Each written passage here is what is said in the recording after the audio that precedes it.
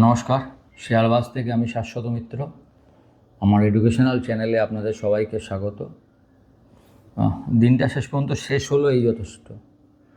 যদিও কালকে রাত্রে আমরা এত কিছু ভাবিনি, ভারতের জয়ে মুশকুল ছিলাম, কিন্তু সকালবেলায় যখন 116-17 ডলার দেখেছি ক্রুড অয়েল, তখনই জানা ছিল যে কি রাখা এবং কতটা নিফটি মাইনাস দেখাচ্ছিল, গিফট নিফটি, সেটাও আমরা দেখেছি। মোটামুটি সেই জায়গাটায় নিফটি এলো 23,500 ধরে রাখা হয়েছিল যে অত অবধি নিচে যেতে পারে, যদিও অতটা নিচে যায়নি। তার আগেই বাউন্স ব্যাক করে শেষ পর্যন্ত 24,000-এ বন্ধ করলো নিফটি, লেট বাউন্স ব্যাক কিছুটা, এবং ব্যাঙ্ক নিফটিও 56,000-এর ওপর বন্ধ করলো। দেখুন, পড়ছে না, ব্যাঙ্ক নিফটি সবচেয়ে স্ট্রং। যখন মার্কেটে কারেক্টিভ হয় 5,000 পয়েন্ট যে কোত্থেকে চলে গেল আপনি বুঝতেও পারলেন না। 61,505-এর প্রায় 6,000 পয়েন্ট, মানে প্রায় 10% কারেকশান ইন ফিউ ডেজ। ওই জন্য বলে না যে যারা সেল করে তাদের পয়সা খুব তাড়াতাড়ি আসে, তো তার আগে তাদের কি ঘটে সেটা কেউ বলে না। আসলে প্যানিকে যখন মানুষ বেচে, তখন তো সেখানে অন্য কিছু ভাবনা থাকে না, সেখানে খালি প্যানিক থাকে। যেরকম আজকে সকালবেলা একটা প্যানিক ক্রিয়েট হয়েছিল। একেই আপনার সৌদির মিনিস্টার মনে হয় বলেছেন $150 পর্যন্ত যেতে পারে তেল, যদি এই যুদ্ধটা বেশি দিন চলে। সেখানে সকালে $117-18, এবং একটা পজিশান নেওয়ার ব্যাপার থাকে।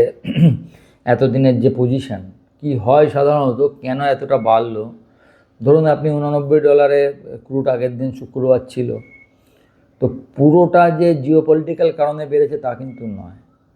কিছুটা হয় কি, কিছুটা একটা ক্যাসকেডিং এফেক্ট হয়। মানে একটা ওপরে দেখলে আপনার তো একটা নির্দিষ্ট টাকা দেওয়া আছে, সেই টাকার ওপর আপনার নিশ্চয়ই মার্জিন কল আসবে। আপনি টাকা নিতে পারলে কেটে দেবে।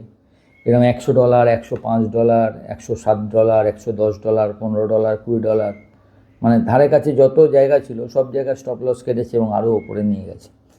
ওই জন্য আমরা অনেক সময় একটা কথা বলি, দেখবেন যে ধরুন আপনি একটা স্টক নিয়ে আছে বা কোনো নিফটি নিয়ে আছেন, মার্কেট পড়ছে, আপনি বেচছেন না, আপনি ওয়েট করছেন, মানে যতক্ষণ না আপনি কাটছেন ততক্ষণ নিফটির লো হয় না। তার কারণ হচ্ছে লাস্টে একটা প্যানিক, মানে পুরো যাকে বলে আপনাকে ক্যাপিচুলেশন একটা হয়, সেই ক্যাপিচুলেশন থেকেই লোটা ফর্ম হয়। যদি আজকে দেখে মনে হয়নি মার্কেটে যে সেই ধরনের একটা প্যানিক ক্রিয়েট করেছে, কারণ প্যানিক ক্রিয়েট করলে যে অবস্থায় খুলেছিল সেখান থেকে মার্কেট আরও লোতে যেতে পারত। কিন্তু বেশিরভাগ সময়টা মার্কেটটা একটা ছোট্ট রেঞ্জের মধ্যে ঘোরাফেরা করেছে। এখন ওই ক্যাপিচুলেশনটা হয়নি, কিন্তু ক্যাপিচুলেশন আমার দেখে যা মনে হয়েছে, আজকের মার্কেটকে আমার কখনোই ক্যাপিচুলেট মার্কেট মনে হয়নি। মানে একদম আমার যে দামে থাকুক আমি বেচতে রাজি আছি, এই ধরনের মার্কেট আজকেও ক্রিয়েট হয়নি। এখন ব্যাপারটা কী হলো, এত তেলটা উঠলোই বা কেন, বা কী ঘটনা ঘটলো? যুদ্ধের কিছু স্বাভাবিক নিয়ম থাকে, সেটা সব দলই পালন করে সাধারণত। যদিও আজকালকার দিনে পালন করার ব্যাপার নয়, আপনার যদি হেভি ক্ষমতা থাকে। কিন্তু দু দলের যদি সমান ক্ষমতা থাকে, সেই সময় যদি একদল যুদ্ধের নিয়ম না পালন করে, তখন তারও ভয় থাকে যে তাকেও পরবর্তীকালে কেউ হিট করতে পারে। ইরান বলছে আমেরিকা বা ইসরায়েল কেউ একজন তাদের অয়েল ইনফ্রাস্ট্রাকচারের উপর আঘাত এনেছে, এবং তাদের ওয়াটার ডিস্টিলেশন প্ল্যান্ট, মানে যেটা হচ্ছে সোজা কথায় পরিশুদ্ধ বাংলায় যাকে আমরা বলি হচ্ছে জলকে পরিষ্কার করার যে প্ল্যান্ট আমরা তৈরি করি, যেমন আমাদের টালা সমস্ত গঙ্গা যা জল টালায় যাচ্ছে, টালা থেকে পরিশ্রুত হয়ে কলকাতার সব জায়গায় জল ছড়িয়ে যাচ্ছে। এখন যদি কোনো বোম টালার উপরে পড়ে তাহলে কী হবে? ফর দ্য টাইম বিং তো কলকাতা জলশূন্য হয়ে যাবে। তো সেইরকম একটা ব্যাপার ঘটেছে। ইরানের কোনো একটা প্ল্যান্টের ওপর কেউ, একটা ডিস্টিলেশন প্ল্যান্টের ওপর কেউ মেরেছে, এবং অয়েল ইনফ্রাস্ট্রাকচারের ওপর কেউ মেরেছে। তার এগেনস্টে আবার কুয়েত বা কারুর ডিস্টিলেশন প্ল্যান্টের ওপর ইরানও মনে হয় আঘাত এনেছে। তো এতে কি হয়, এগুলো তো আপনার মরুদেশ। তো মোটামুটিভাবে যদি আপনি সৌদি আরবিয়া, ইউএই এগুলোর ডিস্টিলেশন প্ল্যান্টকে নষ্ট করে দিতে পারেন, তাহলে সেক্ষেত্রে বড় জোর মানে 15-20 দিনের মধ্যে পুরো দেশটা জলশূন্য হয়ে যাবে। সেক্ষেত্রে একটা বিশাল বড় অন্য ধরনের প্রবলেম ক্রিয়েট হবে। তো সাধারণত এখনও পর্যন্ত কোনো দেশ এই অয়েল ইনফ্রাস্ট্রাকচার, জলের ইনফ্রাস্ট্রাকচার এগুলোর উপর আঘাত আনে না, কিন্তু এখানে আনা হয়েছে। ফলে জায়গাটা অন্য জায়গায়, মানে যুদ্ধের যে পরিধি সেটা আর কোনো ব্যাকরণ মানছে না। সাধারণত আমরা কি মিলিটারি টার্গেটকে টার্গেট করা হয়, সিভিলিয়ানকেও মারা হয় না, সাধারণত মিলিটারির বেস, মিলিটারি টার্গেটের ওপর আঘাত আনা হয়। তো এই ঘটনা ঘটে গেছে। যেরকম ধরুন আপনি দ্বিতীয় বিশ্বযুদ্ধের কথা ভাবুন, তখন কি হয়েছিল? জাপানের হাতে অ্যাটম বোমা ছিল না, আমেরিকার হাতে ছিল।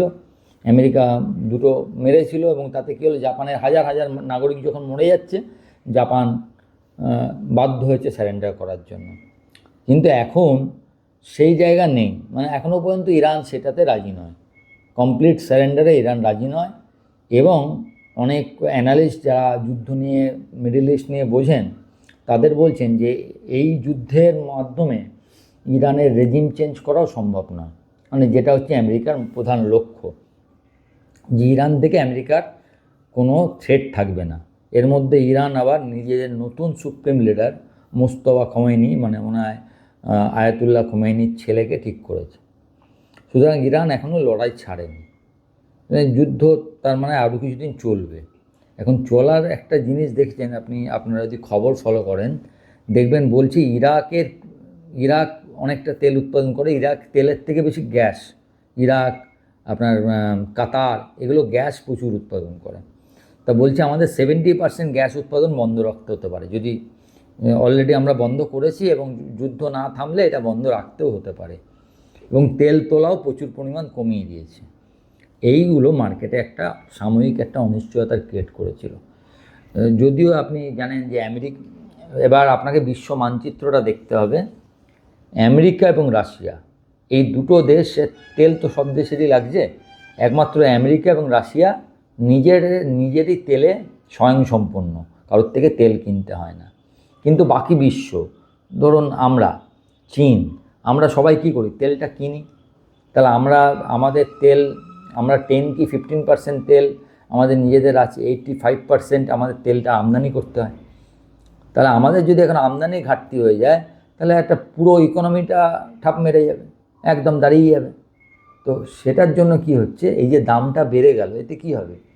আমি আগের দিনে আপনাদের বলছিলাম মনে হয়, আমাদের oil mill round about 11 lakh crore টাকা, সেটা আগের বছর লেগেছিল 9 লক্ষ কোটি টাকা। আগের বছরে অয়েল বাস্কেট ছিল 80.68, সেখান থেকে কমিয়ে আমরা 64.13 না কততে একটা অয়েল কিনেছিলাম। তার মানে আমাদের প্রায় ওখানে 20% টাকা বেঁচেছিল, যেটা আমরা ইনফ্রাস্ট্রাকচারে খরচা করছি। এবার ঠিক উল্টোটা ভাবুন, এখন তেলের দাম 100, যদি এটা বেশ কিছুদিন চলে, তাহলে আমাদের অয়েল বাস্কেট হয়তো দাঁড়ালো পরের বার 80 জায়গায় $90।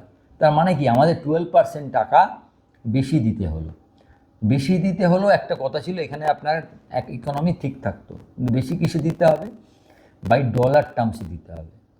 ডলারটা কি আমাদের রিজার্ভ কারেন্সি। তাহলে আপনি যখনই ডলার টার্মসে বেশি পয়সা দিচ্ছেন, তখন দুটো জিনিস হচ্ছে, একটা কি হচ্ছে, আপনার ফরেন রিজার্ভ কমে যাচ্ছে। সেকেন্ডলি, আপনার কারেন্ট অ্যাকাউন্ট ডেফিসিট, মানে আপনি যত টাকা বাইরে পাঠাচ্ছেন, মানে মাল বাইরে পাঠাচ্ছেন আর আমদানি এবং রপ্তানি করছেন, রপ্তানি এবং আমদানির মধ্যে ডিফারেন্সটা, গ্যাপটা অনেক বড় হয়ে যাচ্ছে। এই যখনই আপনার বড় হয়ে গেল, আপনার ইকোনমির ওপর চাপ পড়বে। প্লাস হচ্ছে তেলের দাম যদি বেড়ে যায়, সরকার তো পুরো তেলের দামটা নিজে হজম করতে পারবে না, তাহলে তো বিশাল প্রবলেম হয়ে যাবে। তাহলে তো ইনফ্রাস্ট্রাকচারাল খরচার কিছু করতেই পারবে না। তাহলে কিছুটা খরচা কী করতে হবে, তাকে উপভোক্তা মানে আমাদের ওপর চাপাতে হবে। আমাদের ওপর যদি চাপায়, তেলের দাম বাড়া মানে পরিবহনের দাম বাড়া, পরিবহনের দাম বেড়ে যাওয়া মানে আপনার সব কিছুর দামই বাড়বে। তার মানে ইনফ্লেশন আবার বেড়ে যাওয়ার জায়গায় চলে এলো। ইনফ্লেশন যদি বেড়ে যায়, সেক্ষেত্রে গ্রোথকে ইনিশিয়েট করার জন্য এই যে সরকার এত আপনার টাকা দিচ্ছিল, ব্যাংকে টাকা দিচ্ছিল, রেট কাট করছিল, তারপরে এগুলো করতে পারবে না। কারণ ইনফ্লেশন যদি বেড়ে, ইনফ্লেশন কমাতে গেলে আবার কী করতে হয়, রেট হাইক করতে হয়। তাহলে পুরো ইকোনমিটা আমাদের কোথায় চলে এলাম আমরা, ইনফ্লেশনকে আমাদের আটকানোটা তখন প্রধান লক্ষ্য হয়ে যাবে, গ্রোথ তার প্রধান লক্ষ্য থাকবে না। প্লাস একটা জিনিস জানুন, যে $70-75 উপর যদি ক্রুড অয়েল ওঠে, প্রতি $10 বাড়বার জন্য আমাদের জিডিপি 0.3% মতো কমে যায়। তাহলে ভাবুন 75 থেকে 105, $30 যদি আমি ধরি এখনকার দাম, তা $30 জন্য অলরেডি আমাদের জিডিপির ইম্প্যাক্ট কত? প্রায় 1%। তার মানে বুঝতে পারছেন এটা লঙ্গার টাইম চললে বিশাল বড় বিপদ দেশের জন্য, যে টাকা পয়সা সমস্ত কিছু কমে যাবে, কারেন্ট অ্যাকাউন্ট ডেফিসিট বেড়ে যাবে, ইনফ্লেশন বেড়ে যাবে। তো যে ইকোনমিটা ঠিকঠাক চলছিল সেটার পুরোপুরি অবস্থা খারাপ হয়ে যাবে। এই প্রবলেমটা চায়না এবং আমাদের জন্য রয়েছে মেনলি, কারণ আমাদের এত বড় ইকোনমি, প্রচুর তেল লাগে, সেই তেলটা আমাকে আনতে হবে। প্লাস এতে কী হবে, যখনই আপনি ডলার বেশি পেমেন্ট করবেন আর একটা প্রবলেম হবে, আপনার টাকার দাম হু করে বাড়তে থাকবে, কারণ টাকা আপনি ডলারে সব পেমেন্ট করতে হবে, টাকা আসবার জায়গা নেই, ডলার বেরিয়ে যাচ্ছে, সমস্ত দিক দিয়ে একটা সাঁড়াশির চাপে ইকোনমি পৌঁছে যাবে। সেই কারণে ক্রুড যত তাড়াতাড়ি নেমে আসবে আমাদের পক্ষে ভালো। এবার কিছু আপনার কিন্তু একটা অদ্ভুত জিনিস এখানে বৈপরীত্য যদি আপনি দেখেন, যে মার্কেট কিন্তু ভাবছে না যে লঙ্গার টাইমের জন্য এই ক্রুডটা এই দামে থাকতে পারে। এইবার আপনি দেখবেন কি, আপনি অয়েল ফিউচারে চলে যান, আপনি কারেন্ট ফিউচারের দাম দেখুন আর 3 মাস পরের ফিউচারের দাম দেখুন, দেখবেন সকালবেলাও যখন ব্রেন্ট ক্রুড $117 গেছিল কারেন্ট ফিউচার, তখন কিন্তু 6 মাস পরের ফিউচারটা $80-82 কাজ হচ্ছিল। $35 gap from the current future with the 6 month আগের ফিউচার। তার মানে কি, মানে মার্কেটও ভাবছে এই যে ক্রুডের বেড়ে যাওয়াটা হচ্ছে এটা শর্ট লিভড, এটা বেশি দিন থাকবে না, কারণ ফান্ডামেন্টালি ক্রুড উইক, এর যথেষ্ট যোগান আছে। আপাতত যেহেতু যোগান কম হচ্ছে এবং যুদ্ধের পরিস্থিতি আছে, নানা রকম ভয় আছে, সেই জন্যে কারেন্ট ফিউচারটা বেড়েছে। তো এখনও পর্যন্ত মার্কেট এটাই ভাবছে, এটা একটা গুড, কারণ মার্কেটে যদি এটা শর্ট লিভড হয় তাহলে ভারতের মতো ইকোনমি এটাকে সামলে নিতে পারবে 2-5 দিন। সেকেন্ড একটা ব্যাপার হচ্ছে, দেখেছেন স্ট্রেট অফ হরমুজটা বন্ধ রয়েছে, যেখানে স্ট্রেট অফ হরমুজ দিয়ে প্রতিদিন প্রায় 2000-2500 জাহাজ পার হয়, সেখানে 3টে 5টা 7টা এরম জাহাজ লাস্ট 3 দিনে পার হয়েছে। তার আগের দিন অবশ্য 200টা পার হয়েছিল। এখানে প্রবলেম হচ্ছে, এই যে আপনার জাহাজটা দাঁড়িয়ে আছে তার ভাড়াটা তো আপনাকে দিতে হবে। তার মানে কি, এই ক্যারিং কস্ট, লজিস্টিক কস্টটা 5-fold হয়ে যাবে। যতদিন এই ওয়েট করতে হবে আপনাকে এই লজিস্টিক কস্ট তার তত গুণ আপনাকে মেটাতে হবে। তার মানে বুঝতে পারছেন কত দিক দিয়ে ইকোনমি ঝামেলায় পড়ে যাচ্ছে। এই কারণে মার্কেটটা সেই অনুসারে রিয়্যাক্ট করছে। তবে আমার মনে হয়, মানে এটা আমার ব্যক্তিগত ধারণা, যদি এরপরে বড় আমেরিকাকে বুঝতে হবে যে আমেরিকা সত্যি করে ইরান যে স্বপ্ন আমেরিকা দেখছে যে ইরানের রেজিম চেঞ্জ বা ইরানকে দখল করা, সেটা সম্ভব কি না। কারণ আপনি দেখেছেন ইরানের অর্থমন্ত্রী না বিদেশমন্ত্রী কিনা একটা বলেছে আমেরিকা এখন বলেছে আমরা পদাতিক সৈন্য দিয়ে আক্রমণ করতে পারি, বলছি we are ready for them, আমরা তাদের ওয়েলকাম করছি। তার মানে তারাও প্রস্তুত আছে। সুতরাং it's not easy, Iran is not like ওই আপনার ভেনেজুয়েলা নয় যে আপনি একদিনে পেরে যাবেন, যথেষ্ট শক্তিশালী দেশ, এবং হয়তো আমেরিকা যতটা ভেবেছিল তার থেকে বেশি শক্তিশালী দেশ। আমেরিকা হয়তো এই আন্দাজটা ঠিকমতো করতে পারেনি যে কতটা ওদের মিসাইল শক্তি আছে, কারণ আমেরিকা এবং ইসরায়েল বারবারই বলছে আমরা ইরানের আকাশ দখল করে নিয়েছি। তাহলে আকাশ যদি দখল করে নিয়ে থাকো, তাহলে এখনও ইরান কি করে এত এত মিসাইল মারছে? তার মানে ইরানের এখনও কিছু শক্তি রয়েছে, যে শক্তিকে তোমরা ধ্বংস করতে পারোনি। সুতরাং যত ইজিলি ভাবা হয়েছিল ইরানকে আমেরিকা বা ইসরায়েল কবজা করে নেবে, সেটা হচ্ছে না। তার মানে ইরানের পেছনেও লজিস্টিক মানে ডাইরেক্ট সাপোর্ট না হোক, আপনার ডাটা এইসব দিয়ে হয়তো চায়না বা রাশিয়া সবাই সাপোর্ট হয়তো পেছন থেকে দিচ্ছে। তবে রাশিয়ার এক্ষেত্রে সাপোর্ট করার কথা নয়, কারণ রাশিয়া যত তেলের দাম বাড়বে রাশিয়ার পক্ষে ভালো, মিডল ইস্ট কান্ট্রির পক্ষেও ভালো। পারলে তারা আজই সব তেল বেচে দেয়, কারণ এতদিন ধরে $60 $65 তেল বেচতে পারছিল না, সেখানে একদিনে $120, মানে বুঝেছেন তো। কারুর কাছে সর্বনাশ, কারুর কাছে পৌষ মাস। অবশ্যই আমাদের সর্বনাশ।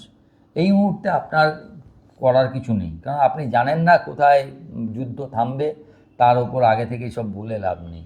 প্রতিটা এখানে আমি যদি কোনো একটা লেভেল বলি, সে লেভেল শুধুমাত্র সংখ্যা হয়ে থাকবে, কারণ মার্কেট কি নিউজ আসছে, কি ঘটনা ঘটেছে, তারপর লেভেলের দাম এখানে কিচ্ছু নেই। তবে আপনি আপেক্ষিকভাবে বলতে গেলে যে আজকে 24,000-এর ওপর বন্ধ করলো, ব্যাঙ্ক নিফটি 56,000-এর ওপর বন্ধ করলো, দিস ইজ গুড। আপাতত আগের সেই লোটা 23,500-600, আর ব্যাঙ্ক নিফটির ক্ষেত্রে 57,000, 56,800, 57,000, এই দুটো যদি না ভাঙে তাহলে ভালো। তবে এই মুহূর্তে কিছু করার নেই। তবে আজকে একটা জিনিস দেখেছেন, আইটিগুলো একটু জায়গায় ফেরার চেষ্টা করছে। তবে it's too early to say যে আইটির নেগেটিভিটি সব শেষ হয়ে গেছে। তবে ওই যে বললাম, হাতে টাকা থাকলে ভালো কোম্পানি দু একটা কেনা যায়, কম মতো। একবারে কিনবেন না, 5বারে কেনার মেন্টালিটি থাকলে এবং 5 বছরের ভাবনা থাকলে, তাতে আপনি 5 মাসে আপনার হয়তো ডিজায়ার্ড রেজাল্ট পেয়ে যাবেন, সেটা অন্য কথা। কিন্তু 5 বছরের ধারণা নিয়ে আপনাকে রাখতে হবে, যাতে আপনার মনটা না নষ্ট হয়। আর যাদের আছে অলরেডি, প্রতিদিন তো পেন দেখছেন, কদিন নাই দেখলেন না। আমরা কি এফডি করে রোজ দেখি? এখন কদিন নাই অ্যাপটা খুললেনই না।